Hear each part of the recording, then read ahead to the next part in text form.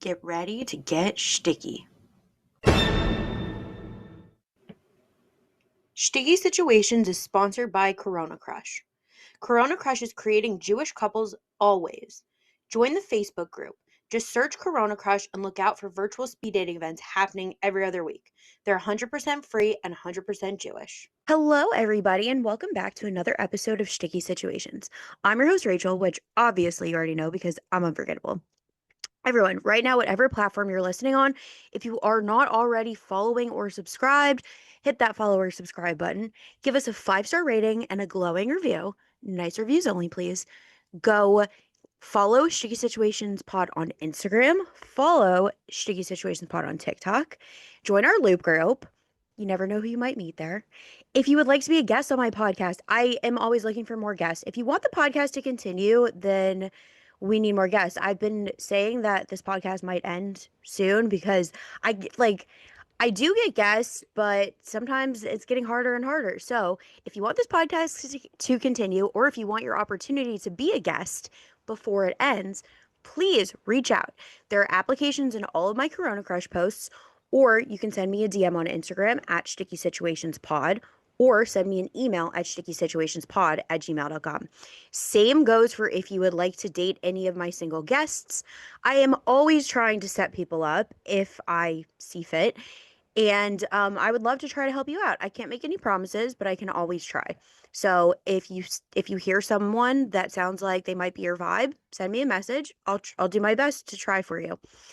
Yeah. So I have an extra special guest today. So please welcome my friend Aliza. Aliza, welcome to the podcast. Hey Rachel, so excited to be here today. Thank you so much. Of course, I'm so excited to have you here. Thank you. So, Aliza, before we get into your stories, which I'm so excited to hear, can you just tell me and my listeners some basic facts about yourself, your age, location, relationship status, and religious denomination? Sure. Okay, so I'm originally from Muncie, New York, and I made Aliyah 9 years ago. And I currently live in Ariel in Israel. For those that don't know, Ariel is a yishuv in the Shomron. So I just moved to Ariel about 3 months ago. So I'm Oh, very new wow. to the area, but yeah, I've been in Israel for 9 years. And I'm 31 years old, turning 32 in a couple of weeks, actually. Oh, So almost happy early 32. birthday. Thank you. And I am single. So men, hit me up. We're here for it. Yeah, any guys And in Israel? yes, only Israel. We are staying in Israel. We are committed. We are living the Zionistic dream. So only those who have made Aliyah need apply. And what was the last question? Oh, my religious denomination. So in Israel, it works a little bit differently. I call myself Datia Light. I guess in America, this would be kind of like modern Orthodox. Okay. Yeah. Okay. So, I just asked those questions so people can get an idea of who you're dating and your dating pool. Okay, so should we jump right into a story? Yes. Oh my gosh. Okay. So I have been dating for quite a while. Like I said, I'm almost 32, and I have been dating since I was 19 years old. So since Wow. I've been dating for so long, definitely some really interesting stories have happened along the way, as I'm sure most of your listeners have experienced similar situations. So I wanted to start with something kind of cute and light and simple, except all of my stories are really crazy. So I'm just gonna jump right in. All of my friends have told me for years that I need my own podcast just to talk about my own dating stories. They call it Keeping Up with Aliza, keeping up with the Kardashians. So Listen, they're always I would like keeping listen. up with Aliza. My cousin, shout out Rachel, love you so much, is constantly who's gonna listen to this podcast. She told me so, who is constantly like, I need an Aliza podcast. I need to keep up with Aliza. What is happening? And I send her podcast after every single crazy story. So I will start with a story. I think it happened 2 years ago, I want to say. I don't remember the exact details. And I was going out with a guy, met him online, as one does these days. Yes. And yes, because how else are you supposed to meet people in 2025? So I met him online. He seemed kind of nerdy, but in a cute way, just sweet, kind of nerdy guy. And I'm at the point in my life where I'm like, okay, we're gonna go for the nerds because, you know, um, Mr. Problematic is not working anymore, so we need to go for the nerds. And super cute. Everything's going fine. He's good at communication. Everything's great. We go out on a first date. Again, totally normal. Everything's fine. He asks me out on a second date. Great. We go out on a second date. Everything's great. He asks me out again. We set up a third date. This is where the story gets weird. Okay. I had zero indication that this was going to go in this direction. He says, "Okay, we went out twice already, and I know you agreed to go out with me a third time, so I think now's the right time to tell you something." And okay, I we can jump more into my background later, but I'm studying clinical psychology. I have heard it all, seen it all. I know you said you wanted to bring this up on the podcast. I'm also studying sex therapy, so I've heard some really Yeah. crazy things. I've done crazy internships for my clinical psychology work, been there, done that multiple times. So I was like, okay, what is this guy going to tell me? He says, "Do you have Instagram?" And I say, "No, I'm not on social media." So he goes, "Okay, I'll send you a screenshot of my hidden Instagram page that I have." I say, "Oh my God, oh my God, oh my God, Aliza, just breathe, just breathe. What is this dude gonna send you?"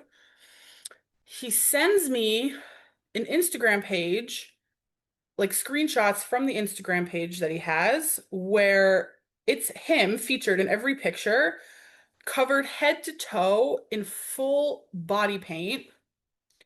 And he likes to dress up as women and paints his full body, and to use your imagination and to keep the podcast clean, he paints on female anatomy onto himself, and he dresses up like a woman, and he wants to know if it's something I'm okay with and can I continue to date him. Oh my Yeah. God. So for our listeners at home, you don't see Rachel's face, but Rachel's face says it all. And yeah, so I was in shock because in all the work that I've done in my clinical psychology work and sex therapy work, I've never seen anything like that before. And I said to myself, "Okay, Aliza, that'd probably be a really interesting person to have as a patient, but you're looking for a husband. You're not looking for a patient." So I have to remind myself of this all the time. "Aliza, you're not looking for a patient. You're looking for a husband. You're not looking for a patient. You're looking for a husband." So I said to him, I was like, "Thank you so much for sharing with me. I'm sure that was so difficult. I really appreciate the fact that you trusted me, but it's not gonna work between us. So, bahatslacha, good luck." Oh my God. Wait, did you Yeah. like ask him questions about this? Like I why didn't he want to does open it? it. I didn't want to open it because by nature, I'm a very curious person. Mhm.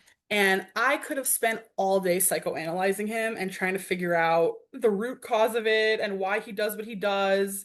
And I think as a patient, he would have been fascinating. I think it would have been fascinating. But like I always tell myself, and like I always have to remind myself, "Aliza, if these people want to see you as a therapist, they can pay your hourly rate. You are True. here to find a husband." Okay? Period. Yeah. Period.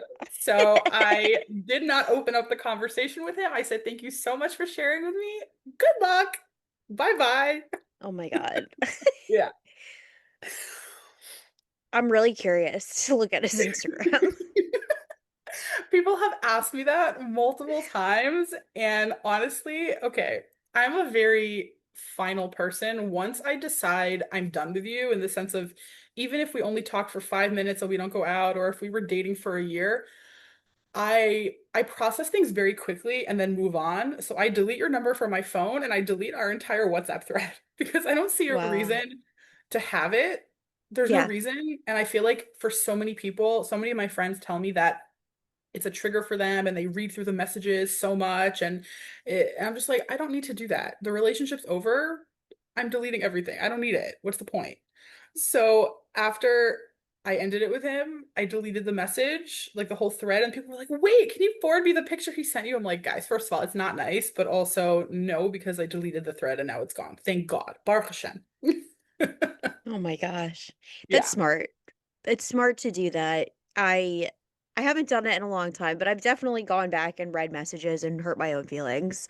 But Exactly. Exactly. It's just it's so chaval. It's so chaval, and there's really no reason to do it. Meaning, listen, if you're with someone for a year, 2 years, I could see how whatever, but in this dating world, so many things are one and done, or two and Yeah. done, or three and done. Like, there's no reason for me in my phone to have all of these random dudes' numbers and to have all of Oh these yeah. WhatsApp threads. Like, just get rid of it. I don't save numbers. I will not save your number unless I know we're going to be in contact for a while. Like, even when I was dating my ex-boyfriend, I think we were like a couple months into dating, and he's like, or maybe like a month and a half, I don't know. And he was like, it came up that I didn't tell my mom about him. He's like, you didn't tell your mom about me? And I'm like, I haven't even saved your number. And then he was really upset. Okay, I have such a good thing to say about that. Okay, so I, granted, have not lived in America for a while, so I don't know what the primary form of communication is there. I'm assuming just regular texting, maybe WhatsApp amongst the Jewish population. I don't know. In I think it's Israel, still a lot of WhatsApp. okay, so in Israel, literally everyone WhatsApps everyone. You WhatsApp your doctor. Like you WhatsApp BB. Like literally everyone just WhatsApps everyone.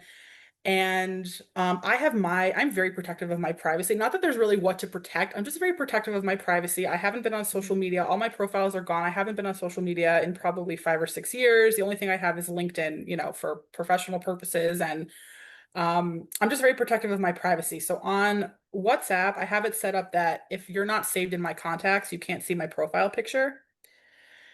And I don't do it purposely as a test, but it just kind of works out really well as a test for guys where when I give them my number, like if you're talking to someone on an app and then after a couple of days or a week, they're like, oh, can we move over to WhatsApp? And I give them my number, it's a really good test for me because a lot of times what happens is they'll say, oh, you don't have a picture. And I'll be like, no, you're not saved in my contacts. And this has proven to be true so many times, I can't even tell you. If I tell them that they're not saved in my contacts and they just go, okay, no problem, they're always really nice guys. And even if the date doesn't work out, there's never a crazy story with them. If they start putting pressure on me to save their number and go, why? I don't understand. Why can't you save my number? Save my number, save my number. If they start doing that, it's an automatic red flag because I have never once experienced a guy that has put pressure on me to save his number and then turned out to be a nice guy, or I didn't have a crazy date story with him. So Wow. it's such a test for me because when they just flow with it and are chill and go, okay, save it when you want, they're always nice guys. The minute it bothers them that I haven't saved their number immediately, they're always crazy psychopaths. So it's a perfect test.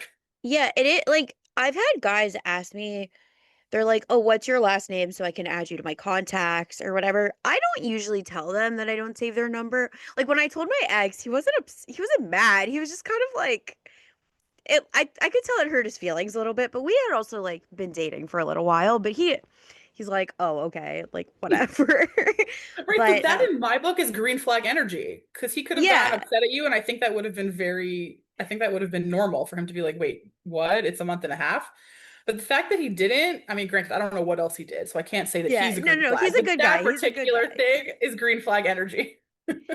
It's interesting. I should start doing that. And I mean, it just doesn't come up in conversation so much. Like, I, I guess. I don't It know. comes up pretty much every time.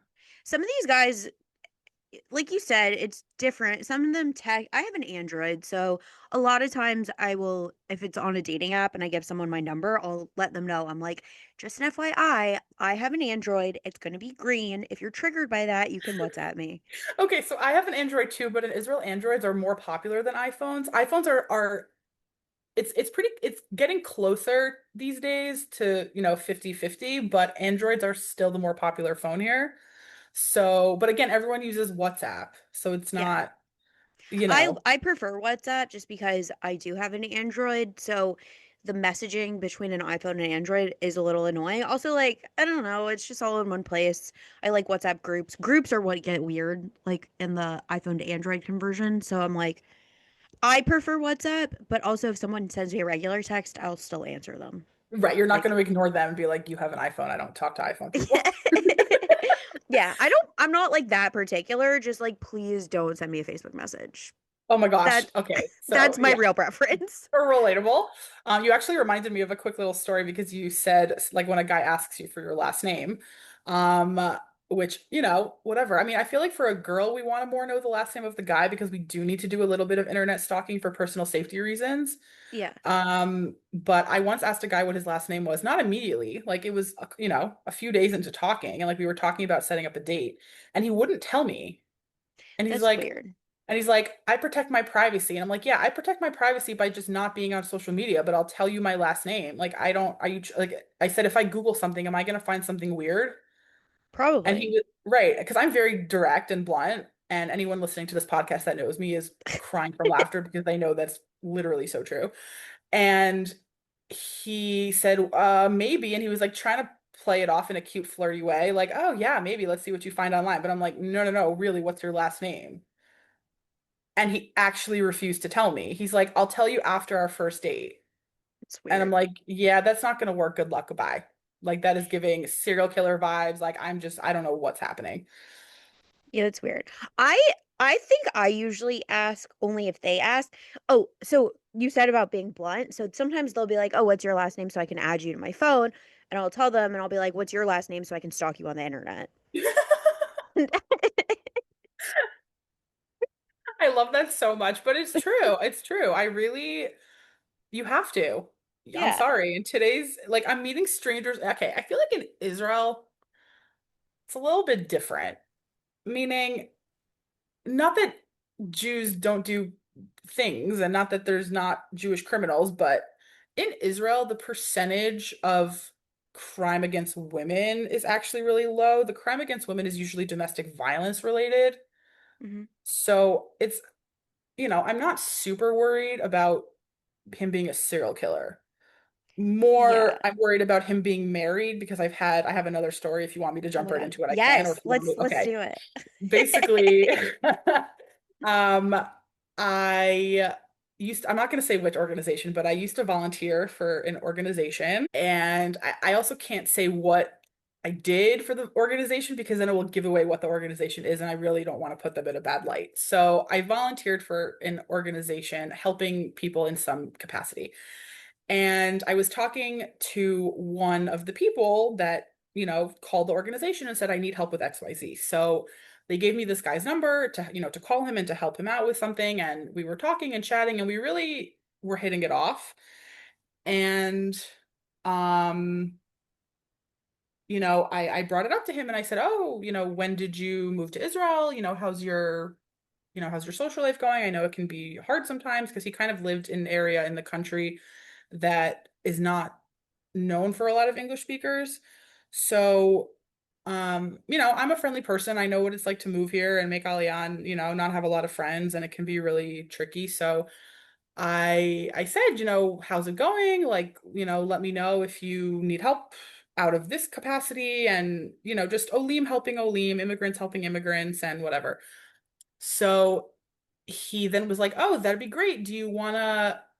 He's like, "Are you single?" And I was like, "Yeah." And he was like, "Okay, like, would you want to meet up for lunch sometime or whatever?"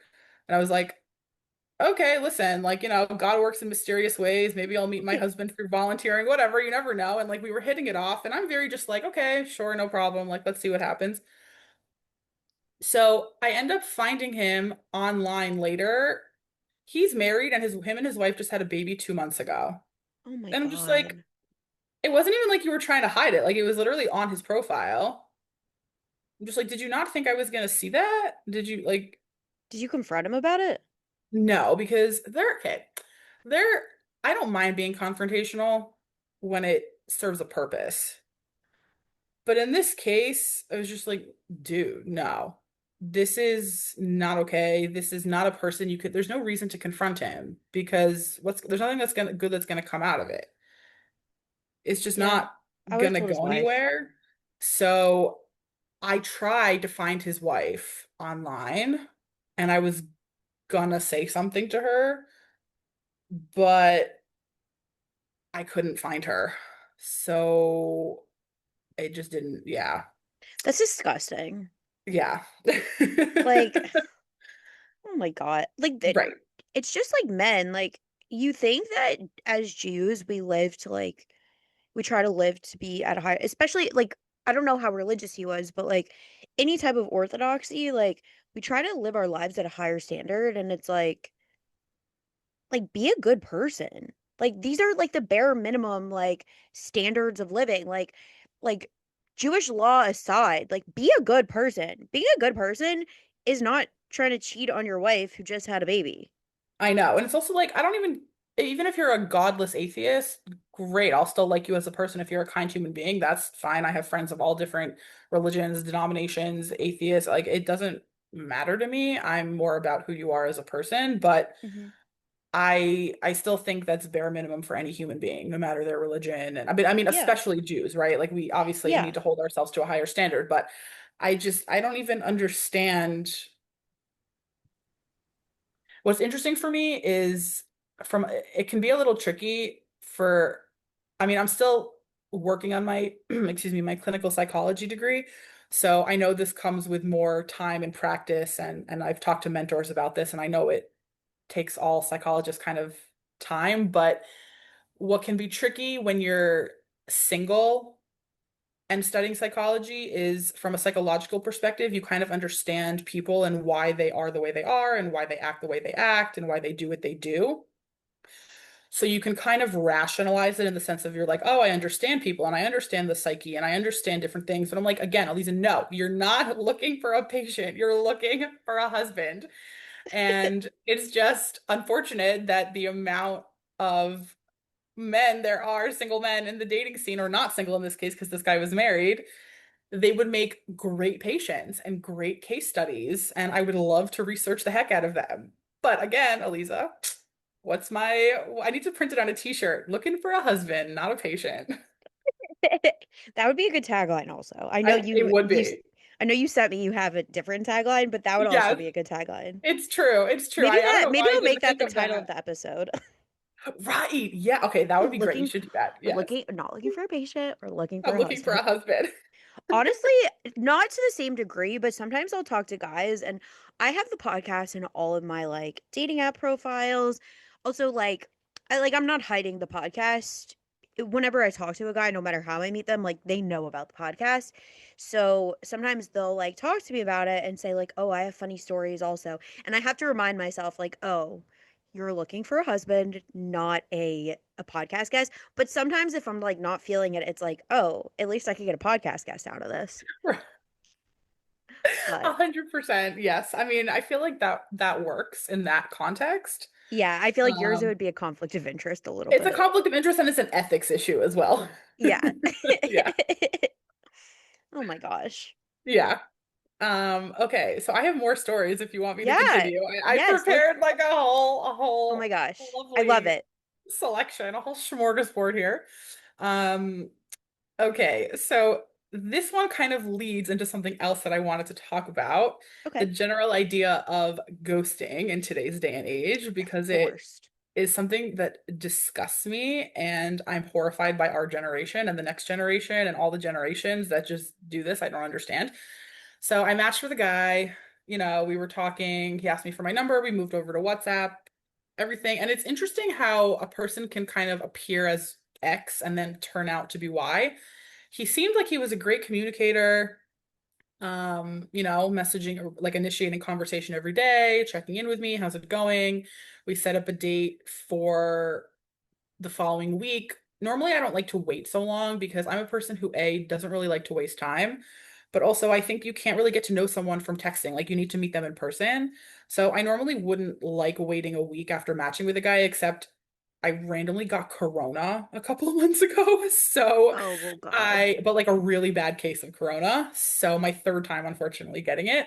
Um, so we had to wait a little bit, but the day of the date, I hadn't heard from him at all, which I thought was weird because he had been messaging me every day.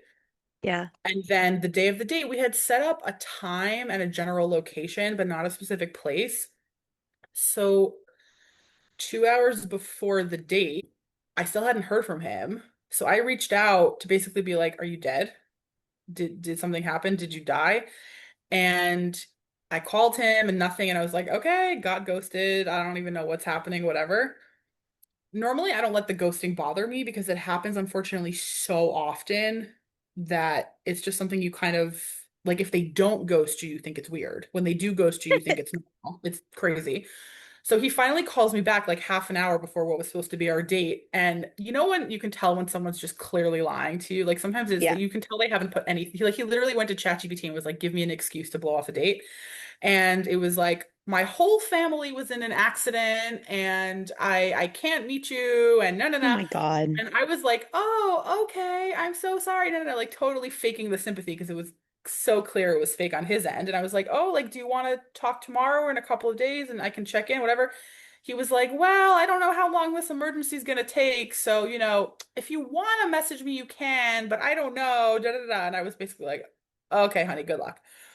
But this goes into the whole thing of ghosting where for me, I mean, it's not just for me, it's something that I think one of the foundations of a good relationship is open communication, but not just open communication, healthy communication.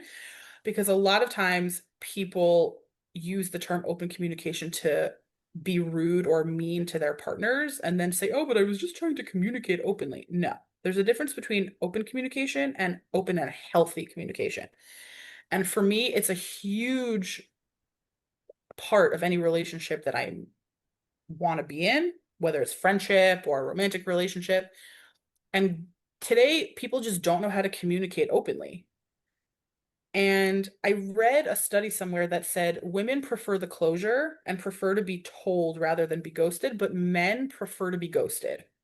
I don't know if that's actually true. It's something that I saw, but I just don't get what is so complicated. It's not like we were dating for 6 months and I'm going to cry on your shoulder and need a whole explanation. I don't get why a person can't just say, I thought about it and I changed my mind. You seem lovely. Wishing you so much luck. Have a great day. Yeah, I've I done that agree with before. you. I've done that before. That I literally just did that last night. Last night, I was talking to a guy for an entire week. There were a few red flags that I wasn't sure about. I really wasn't sure about, which, sorry, I'm a little ADHD, so my mind tend to kind of rambles and I talk about 100 topics at once. So I'll jump back into that after what the red flags were, but I really wasn't sure if I wanted to go out with him. And I even said to him, I was like, I feel like maybe we're in different places in life. What are you thinking?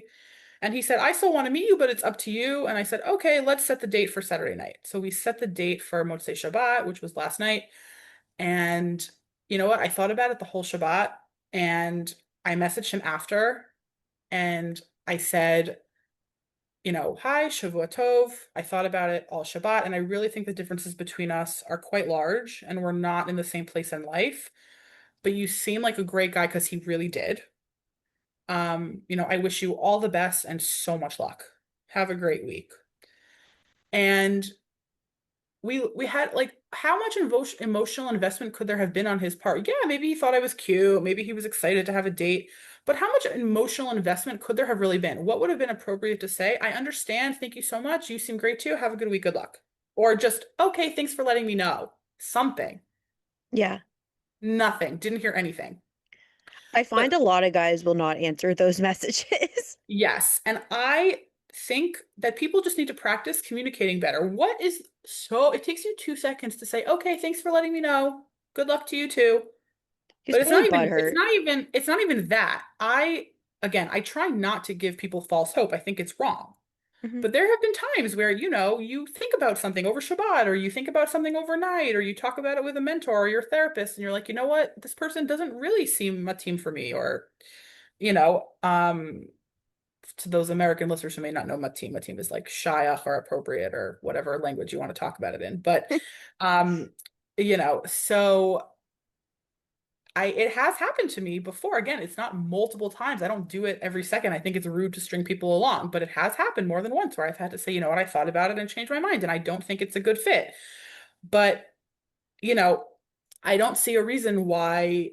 I mean, I'm not, by the way, I don't want this to be a ragging session on guys because I know girls need to work on their communication too. And I know that there's many things that go on in the dating world that girls need to work on as well. So I'm not one of these people that's like guys are evil and no, no, no. I really think that both sexes need to work on communication and just work on things in the dating world in general. But in this particular case, I do happen to see it play out more with men. And if you change your mind, that's fine.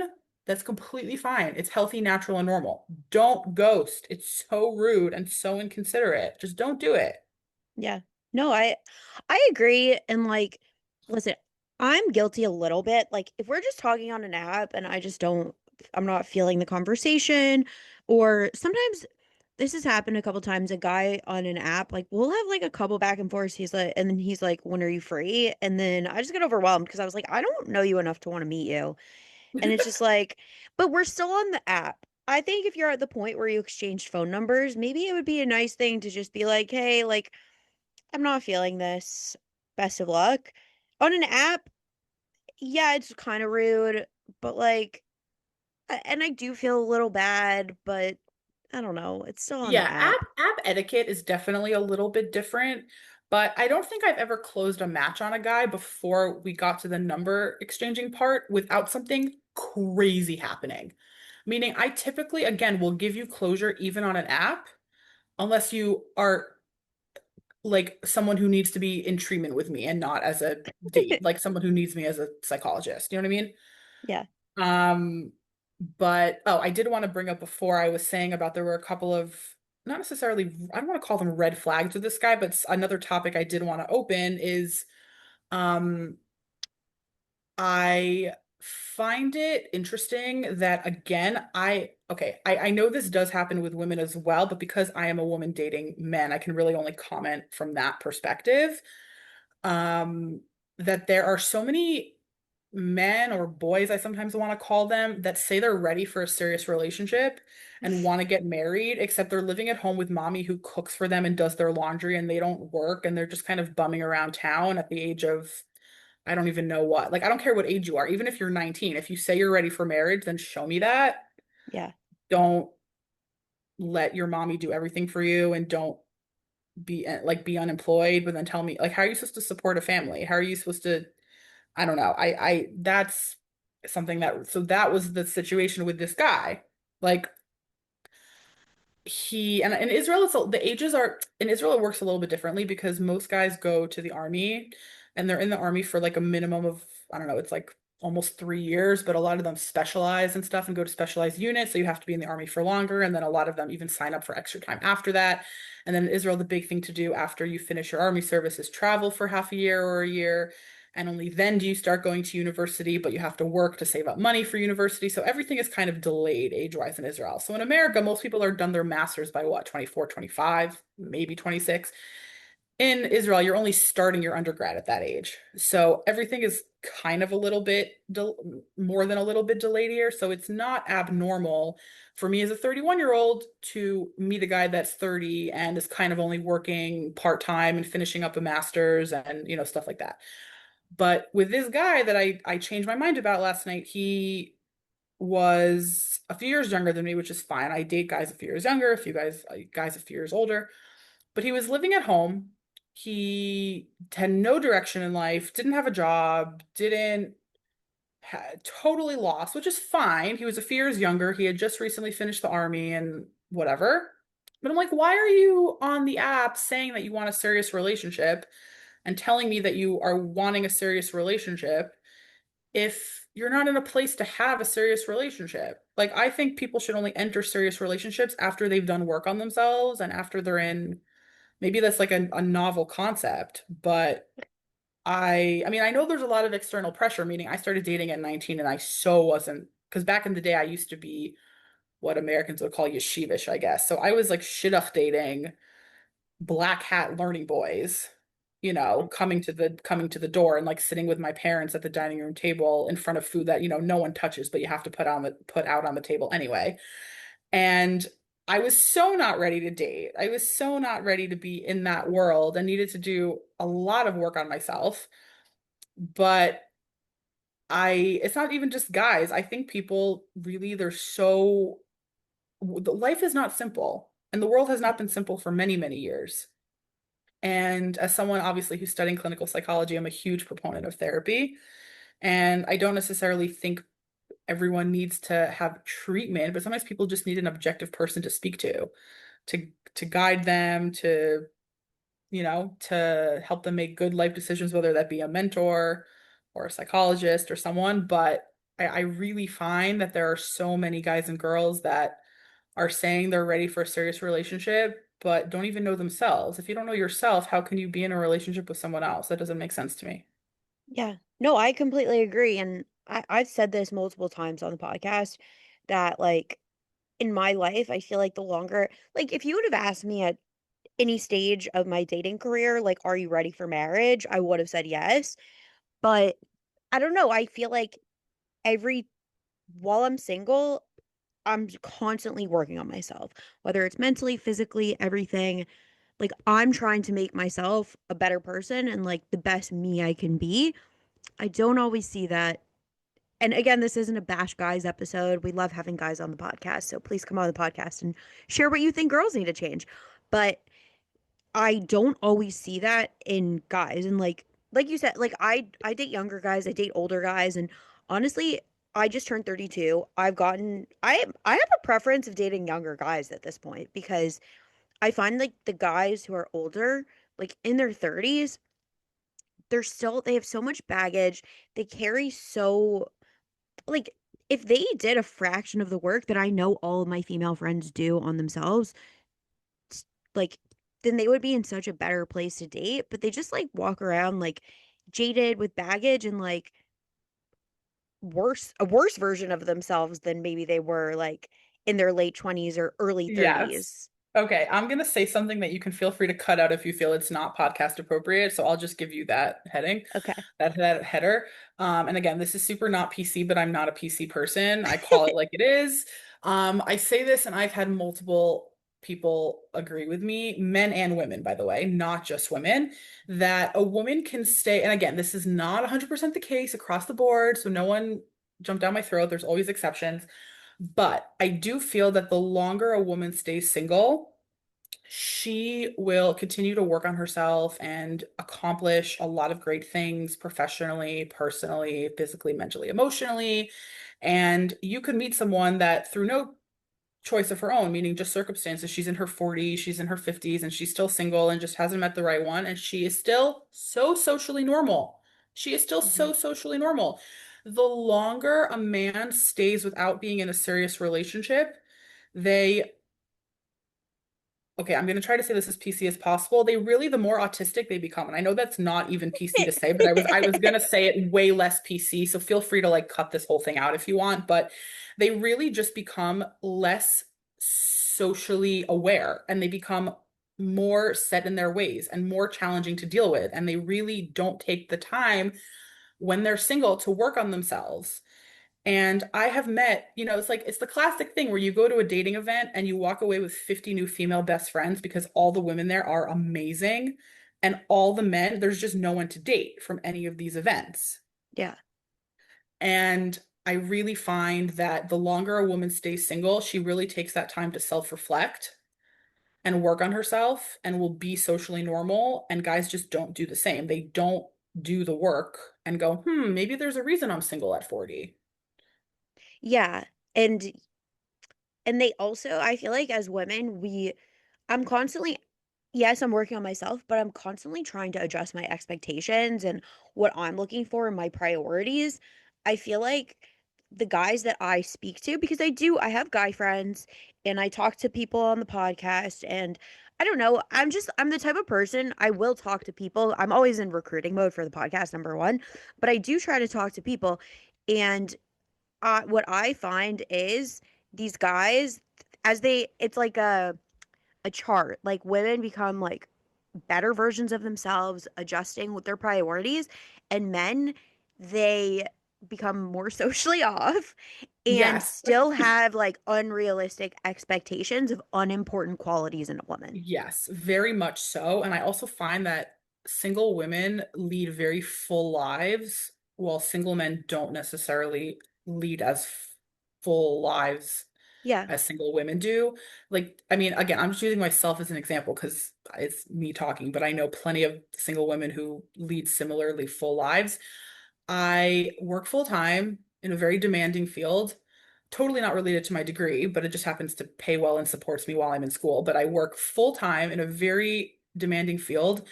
I am starting grad school next year. I'm doing my sex therapy licensing course now, a little bit out of order, but I'm doing it now.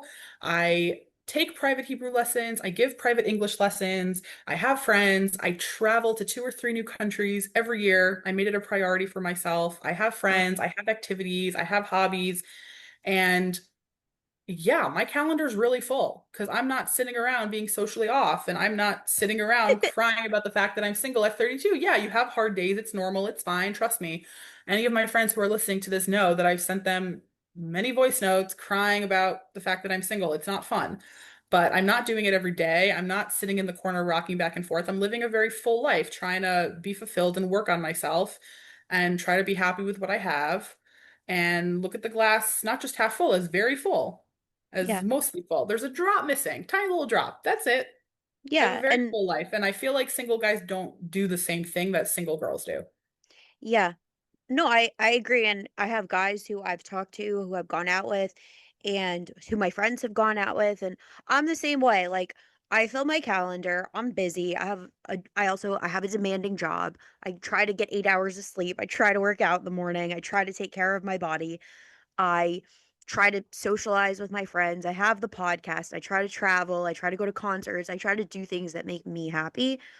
And I talk to guys and sometimes they'll get like annoying about, oh, why is your schedule so busy? Why don't you have like free time? And I do make time for dating and I do make time to give them, but it's also it makes me reflect on how important it is to me and if this guy is worth my time. Like, do I want to take my evening away from doing something else to give them for a date? And sometimes the answer is no. 100% agree with that. And it's also interesting because, we're single girls, we have things going on, leading busy lives, and I don't plan my week around the possibility of potentially getting a date. Because who Same. does that? No. So when I match with a guy and we're talking, or someone suggests that oh, I met a guy at Shabbat, I think he'd be great for you. I gave him your number, whatever. When I'm in touch with a guy and he says, "Oh, can we meet tomorrow or the next day?" and I say, "Actually, we have to wait till the weekend because I'm busy this week." It's it happens more than once, and it's a red flag when they say, "Oh, you're so busy. What are you doing? You don't have time to date. You're not." I'm like, "Honey, you think I'm waiting around for you to show up? Like, you think No. I?" No, I live a very full life, and yes, once we're in a relationship, you'll be a priority because I Yeah. think that's super important. And don't worry, I'm a woman. I'm very good at multitasking and juggling, but you're not a priority yet. I met you 2 minutes ago. So the fact that my week is full, you need to deal with it. Sorry. Yeah. No, 100%. And I have met guys who are also very like, but again, it's such a socially off way because even if my whole week is busy, I'm gonna try to like make a pocket of time for something somewhere. So these guys are either what I found, at least personally, I found that there's no balance. They're either like have nothing going on or they're so rigid in their schedule that they don't have like they have Yeah. like Yes. yeah. I So know we're on a podcast, so we have to use words, but I feel like we're agreeing without words. Like we're looking at each other and we're just like, yeah. girl, I get you. I get you, but I know we need the words because it's a podcast. But Yeah. oh my gosh. Okay. Just because we're talking about social offness, I know that's not a word, but social offness in men, that leads me to another interesting dating story that I could share with our listeners. Sure. Um, I matched with a guy, as all the best. Instead of saying once upon a time, all the stories now are going to start with I once matched with a guy. That's the new headline. So I once matched with a guy and we were talking on the app for a couple of days and the details I kind of forgot because I tend to move on fairly quickly from these crazy things. Um, at some point he asked for my number and I gave it to him. Oh, I have another theory that my sister agrees with, by the way. The minute you move from a dating app to WhatsApp and you give a guy your number, that's when he becomes crazy. It's that shift. Oh He can yeah. Oh, you agree, do you agree with this also? Yeah, like I think that's when he'll show his true colors. It's not always, but it's either that's when he gets crazy or like super sexual. Yes. Oh my God. Okay. I didn't know if we could say that on the podcast, but yes, that Yeah. is when that shift happens. On the app, they are so normal. And then the minute you give them your number, it's like game over. Yeah. Oh my gosh. Okay. I'm so glad I'm not alone in this thought process. Anyway, okay, so I gave this guy my number and he kept doing the, 10:30, 11:30, midnight, you up thing. And I'm like, I no, hate that. I don't do that. So at a certain point, I just lost patience and I said, if you're not going to ask me out on a proper date with advance notice, with you actually planning a date, then like what are we doing? I don't mess with that kind of stuff. So he was like, okay, I'll think about it and get back to you and no no no no. Didn't hear from him for a week. I said, okay, Sababa, he ghosted me, no problem. It happens all the time. Moved on, was already like talking to other people. Okay, so a week later, I remember because it was during Hanukkah because I think it was Hanukkah last year because he sent me a message being like, how's it going on Hanukkah? Are you doing anything? How's it going? Whatever, any parties?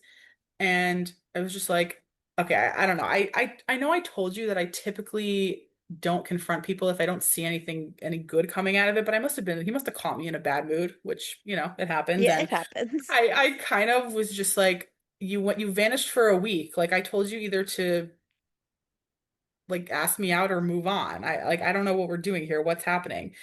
And so I'm like, good luck to you. Like, I don't think we should talk anymore. What was his reply? Remember, keep in mind, we had only been talking for a couple of weeks. He basically just kept being like, are you up? Are you up? Are you up? Never asked me out. We never met. What was his reply when I said, good luck? I don't think we should talk anymore. What? Wait, you're breaking up with me? You don't want to be my girlfriend anymore? I was Sir. in, sir, literally, sir. Okay. I said, what is happening here? What is happening here? I messaged him back and I'm like, whoa, wait, hold on. Did I miss something? When did I become your girlfriend? We haven't even met yet. Like, are you drunk? Like, were you just at a Hanukkah party and drank too much? Like, what is going on here? And he was like, no, no, no, I told you I was gonna ask you out. And you said you're looking for a serious relationship. And I don't understand. You don't want to be my girlfriend anymore. Da, da, da. I'm like, what is happening? Oh my What gosh. is this life? What is this life? What is going on? And I was just like, no, sorry, I don't want to be your girlfriend anymore. Good luck. I don't know what is going on. And then what was his reply? Okay, it was in Hebrew, so again, I mostly date Israelis, so most of my crazy communication is always in Oh, Hebrew. this So it explains doesn't. it. This is So it. like So now yeah. that I'm seeing him as an Israeli saying this, I get it. So it doesn't It like makes sense. translate exactly. So it doesn't translate super well, but it was basically his reply was, "You don't deserve a guy like me." So I was like, "You're right. I don't. Trust me. I deserve someone way better." Oh my God. Yeah. So that was yeah. That Yeah. probably pissed him So off. Did you block him after that? So I only block them when they either start getting aggressively sexual with me, which is, it happens, Yeah. or if they start harassing me. But when I end things kind of in a very final way and they just, they move on or they go, like I don't really, whatever. I don't block them, but trust me, there are plenty of guys blocked in WhatsApp. Yeah. Ugh, I hate like oh my God. Yeah. Yeah. I hate that. Oh, I once had Wait, a guy. Okay, I blocked him on WhatsApp after he got so aggressively sexual, like sending me really inappropriate like gifts and stickers and like all of these things. So I blocked him. And then 2 months later, I get a phone call because like I don't typically block them on my phone. I just block them on WhatsApp.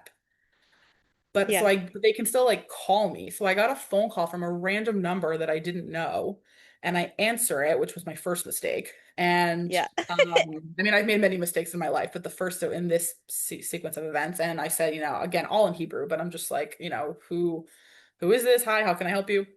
And he's like, my name is so and so, and do you remember me? I'm like, no. Like, you know how much happens in 2 months? Like, who are you? Yeah. So you know how many people like I sometimes have to block a day? Like I'm not literally, but you know what I mean? I'm like in 2 months, like what?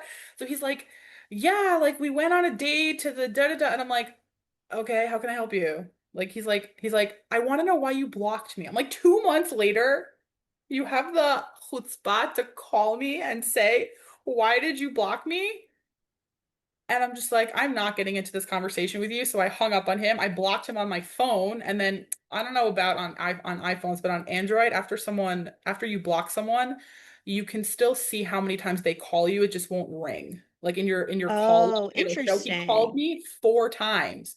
4 times after I blocked him. And I'm Oh like, my do you think God. you're gonna get a different answer? Like it's clearly blocked. Maybe the first time you think it's a mistake, you call back again. 4 times he called me after I blocked him. Oh my gosh. I Yeah. just like I don't understand what's going through these guys' heads. It's like we're strangers. You don't know me. Like stop with this. Yeah. Also, there are apps for hookups. And if you, Yeah. and like, I, whatever, I don't know who is going to be listening to this podcast and what their religious denomination is and whatever, but I know people tend to have a certain overview of Israel and a certain look and whatever. The actual religious population in this country is very small compared, and not that there's not premarital sex happening in the religious world. Trust me, I know there is, but the amount of religious people in this country is actually very minor compared to the not religious people in this country. Yeah. So the way not religious Jews date is the same as not non-Jews, meaning, it's Yeah. like hookup culture and all of this stuff. And it's very easy to go on Tinder or other apps and find hookups if that's what you're looking for. So Yeah. the fact that you're matching with a girl that it says in her profile she's looking for a serious relationship, or even on your profile as a man it says you're looking for a serious relationship, but then you become aggressively sexual before we even gone out. I just listen, as a someone who's studying sex therapy, I understand the human need for companionship.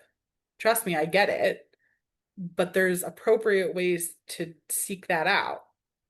Yeah, And I and messaging a girl who is looking for a serious relationship and becoming aggressively sexual with her before you've even, not that it's ever appropriate, but before you've even gone out is just, I just don't get what is going through these guys' heads. And if it only happened to me and my friends, once or twice, you'd say, okay, there's always, exceptions to every rule. But for me and my friends to have had this happen to us multiple times is very concerning. yeah. And I don't know if you have this in Israel, but in America, I call it the fashivish. So you have these guys in like I don't even know where they are. Brooklyn, Muncie, Lakewood. Like in their profile, it appears that they're like geschivish, and then they start talking to you because you're modern, and it's clearly, at least in my experience and my friends, like my profile, like you can tell I'm modern. I do say I'm Orthodox, and that I'm religious, but I'm clearly modern Orthodox. So they'll these fashivish guys will try to like they're just like trying to hook up with you, and then they're like, oh yeah, I don't want to date you for real because you wear pants, and like I want to be yeshivish, but I'm down to have some fun. And I was like, can you leave me Yes. alone? Wait, I have just a tiny quick like because this reminded me. So I talked about it recently. In the past couple of months, I was on a J Swipe renaissance, which I had not been on in a while. It's over now. Don't worry, we're Okay. done with it. But basically, around Labor Day time, one of my friends was like, "All you got to do if you're bored is expand all your J Swipe profiles or all your J Swipe filters and just swipe on everyone." So she's like, like you're not gonna find your husband probably, but like you will be entertained. So I did that and I was entertained. But basically there's this guy and his on his profile it's like if you send me a Dvar Torah, then I'll send you like $1 or something or $5. So whatever Okay. he I my thing is I don't really message guys first, but if they message me, I'll engage a little bit. So he messaged me and whatever it came up and I was like, I'm not sending you a Dvar Torah. Like I'm not that from. And then he's like, oh. And then he like once I said that, he started getting like like you know what he's talking about. And Yes, then I yeah. called him out for it. He's like, no, I would never do that. And then I was like, the second I was like, I'm not hooking up with you, he unmatched me. They love the euphemisms. They love I know. I was the just like, euphemisms so leave me much. alone. Like you're Yeah. out here like posing, asking girls for Dvar Torahs. Like Oh my gosh. Oh my gosh. leave. Okay. I thought fashivish was something else, which reminded me. Okay, as I was trying to write up notes of all my stories, I couldn't even remember all of them, but as we're talking, things are coming back to me.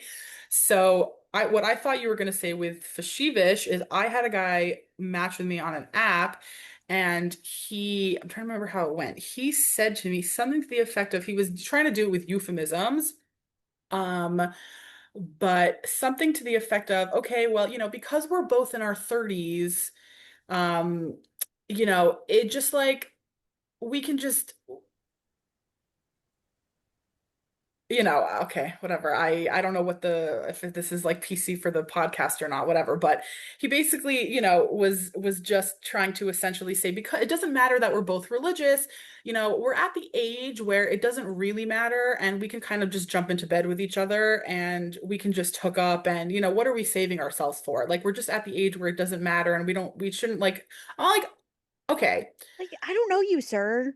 Right. And again, Like, before I even started studying sex therapy, I was aware of this because it's been an interest of mine for many, many years. But I think there would be some people who are not shocked by this, and some people who are would probably be surprised to know the statistics of the number of religious people that are sexually active before marriage, because the numbers, are I don't want to say super high, but it's definitely, in just today's world, people are getting married later and later for whatever the reasons are. And it does become harder and harder to maintain full shomer whether you're completely sexually active, there's obviously a huge range.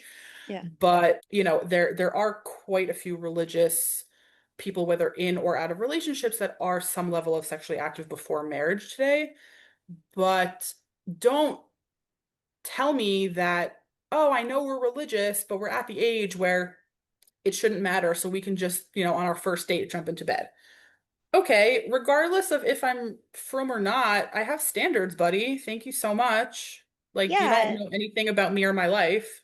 Also, like, if that's going to be a conversation, like, that that's a conversation to have when you're seeing each other, you're dating, and it's like an in-person, face-to-face, like, not like I Right. haven't Don't met bring you that up in yet the first and we're 5 minutes. strangers. Yes, right. Like Yeah. in the first 5 minutes to be like, I know we're both from, but we're just already at the age where it shouldn't matter. Okay, Like thanks. like leave me alone. Right. Seriously, I'm tired. Like, I'm a grandma. I don't want to be dealing with it. Like, I don't like these games. I am literally from a different generation. My soul is a grandma. Listen, I have had guys who open it like, "Hey, like, I'm just looking to mess around or whatever." Um, totally understand if that's not what you're looking for, but figured I would try. And, like, then I'll just be like, "Oh, that's actually not what I'm looking for. Best of luck." And, like, But I appreciate them very so cordial much. upfrontness, Yes, like, I appreciate these guys so much because, again, I don't like to waste time and I don't want to get emotionally invested in someone who has ulterior motives. yeah. No, it's Like, just tell just me. Because it's also a waste of their time because they try to woo you and then, they're like, oh, well, now I feel. I'm like, okay, so just tell me straight up you just want to hook up. yeah, it would save everyone. But, Yes. before we continue our conversation, let's take a quick break to hear a word from our sponsors, and we will be right back. Sticky Situations is sponsored by Corona Crush. Are you tired of swiping on dating apps? Tired of guessing whether the cute guy or girl you keep seeing around is Jewish and or single? Then you need to run, not walk to join Corona Crush. Corona Crush is a Jewish organization working to create Jewish couples always. Corona Crush has over 30 confirmed engagements, over 22,000 members from all over the world, and has set up over 50,000 speed dates. Join the Corona Crush Facebook group and post yourself or have a friend post you and see who reaches out. Fill out the survey to sign up for virtual speed dating events happening every other week. Corona Crush is 100% free and 100% Jewish. Worst case, you end up with some stories of your own. Best case, you find the love of your life. Try it out today. Here on Sticky Situations, we tend to focus on bad dating stories, but sometimes dates do go well and lead to proposals and weddings. Who would have thought? And what do all of those require, you might be asking? Well, the answer is flowers. Who doesn't want flowers from someone they've been seeing? Don't forget, flower petals and bouquets needed for proposals. And that's even before all the flowers that go into weddings. Sticky Situations is sponsored by Primrose Flower Shop. In my opinion, Primrose is the coolest flower shop around and has the best customer service to fulfill all of your floral needs. Primrose offers a range of services from your basic bouquets to subscription services where you can get flowers delivered once a week. They deliver all over the tri state area, including Manhattan. Primrose does weddings, bar and bat mitzvahs, and other simchas. I've personally been to a wedding where Primrose did the flowers, and the work they did was beyond gorgeous. Primrose additionally offers in store proposals, including a romantic setup with candles and music. Primrose is located at 2922 Avenue M in Brooklyn, and the phone number is 929-376-9815. You can also follow Primrose on Instagram at PrimroseNY. So, if you can't get someone out of your head, buy them some flowers from Primrose. They'll either love it or they'll find you really creepy. But regardless, the flowers will be out of this world. Okay, we're back, everybody. Hi. Um, So, Aliza, I don't know if you wanted to jump into another story or if you had like more thoughts about this coming from like the sex therapist perspective of like these guys just trying to hook up before they even like talk to you really or meet you or like know you as a person. Okay, so I have a lot of thoughts. We could do like 12 episodes on just sex therapy alone and all of my ramblings and thoughts. Maybe I'll just tell you a little bit about how I got into this and kind Sure. of what I want to do in the world of sex therapy. So, I grew up in the Beis Yaakov system. I grew up yeshivish, grew up in Muncie, and for those who know what Muncie is, you'll understand what I mean when I say I grew up in that world. And I was from until the age of 25. And I hate the term off the derech because I'm like, who's derech? Like, what does that even mean? But I stopped being religious slash off the derech when I was 25 up until earlier this year. I just became religious again earlier this Oh year. wow. And I just kind of needed that time to figure myself out, figure out life, figure out what path I wanted to be on, do a lot of therapy. And I realized that there are quite a lot of people like me who grew up in the ultra-Orthodox, yeshivish, Hasidish kind of world. And after they stop being religious, do not know how to be in healthy, intimate relationships. They just don't know how to do it. And they need a lot of guidance on basic sex education, um, anatomy lessons, sex education, how to communicate effectively with a partner, realizing the difference between like the different kinds of intimacy and just how to communicate effectively about your needs and your partner's needs, not even just in sexual matters, just in everything. But growing up in the ultra-Orthodox world, you're not allowed to talk to boys. You're not allowed to talk to girls. You're not allowed to have any interaction with them. And then you jump into a world where, you're not religious. Everything's allowed, and you're allowed to do whatever you want. And you can wind up in some really unsafe situations and can wind up really getting hurt physically or emotionally, and there's a need for greater sex education within the frum community. And I know it's already starting to change and has been starting to change in the past years, but there is a much greater need for sex education in the frum community and help for those who decide they no longer want to be religious. And on that same note, people who don't necessarily go off the derech but stay from after they get married. Sorry, that was a weird way of saying it. After they become married, after they get married, they a lot of times need help from a sex therapist because, again, before you're married, everything is forbidden. Again, I'm not judging. Do what you want before you're married. I really doesn't matter to me. But I'm saying, according to halacha, it's the laws of Nagia. You can't touch. So everything is forbidden before you get married. So you jump from a place where everything is forbidden to a place where pretty much everything is allowed. Hmm. And it's very hard for many religious couples, to make that shift mentally of yesterday nothing was allowed and today everything is allowed. And there's a lot of religious guilt that is associated with that. And again, there is a lot of issues of communication between the couple, a lack of sex education, a lack of knowledge. And there could be quite a few things that go wrong with this misinformation or lack of information and lack of knowing how to communicate. And yes, I do want to do a shout out because you do have really great Khatan teachers and Kala teachers who do give sex education as part of the classes before people get married and, do anatomy classes and show proper anatomical drawings and, really do their best to impart, to give over what needs to be given over. But there is still a huge lack of this. And a lot of times, couples, after they get married, they really, really suffer and they really struggle, and there's no need for it. There really isn't. So, part of sex therapy work is helping couples, obviously, with basic sex education, but also a lot of religious guilt is involved with people who are still religious or are no longer religious and don't know how to cope with these feelings.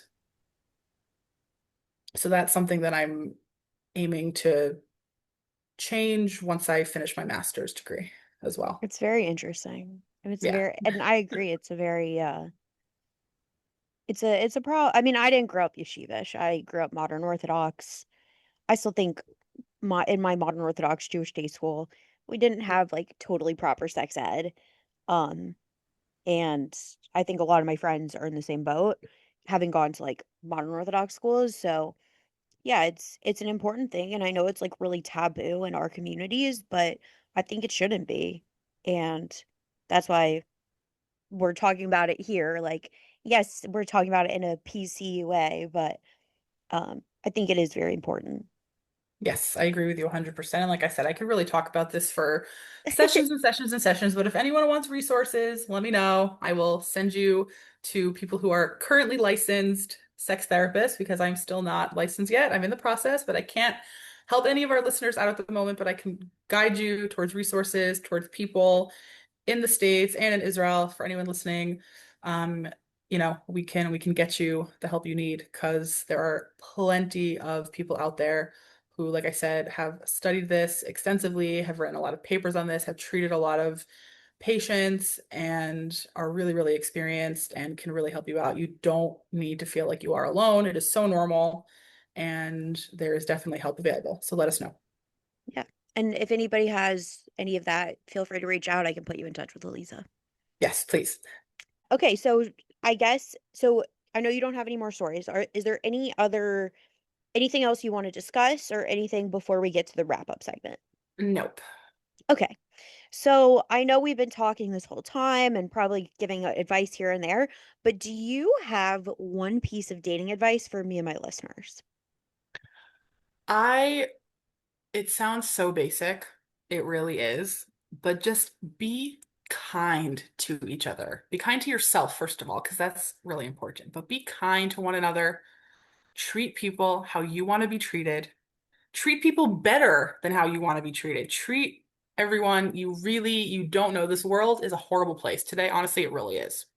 It really is. Pre-October 7th, it was bad. Post-October 7th, it's even worse for people in and out of Israel. The anti-Semitism is off the charts. The only people we have in this world are other Jews. And I'm sure that's most of your listeners are only dating within the Jewish population, and that's all we have. We have each other. We're brothers, we're sisters. Treat each other with kindness, with love, respect, and dignity, because honestly, it will just make the world a better place. It's great. I like that. And yes, I fully agree with you. We're not Thank you. kind enough to each other. Definitely not. But yeah. And then last but not least, Aliza, what is your tagline? Oh my gosh. Okay. So I have to say, I have never heard about this tagline thing before, but with the help of ChatGPT, we came up with a really good one, I think. It's I don't chase drama, it just always seems to find me. It's a good one. And It's a good I one. And for anyone who knows me, my friends are always saying this. They're like, Lisa, they're like, what is your life? I don't understand. I'm like, guys, I swear I am just out here living my best softa life, and the drama just finds me. It's so hard. I can so relate to that. Yes.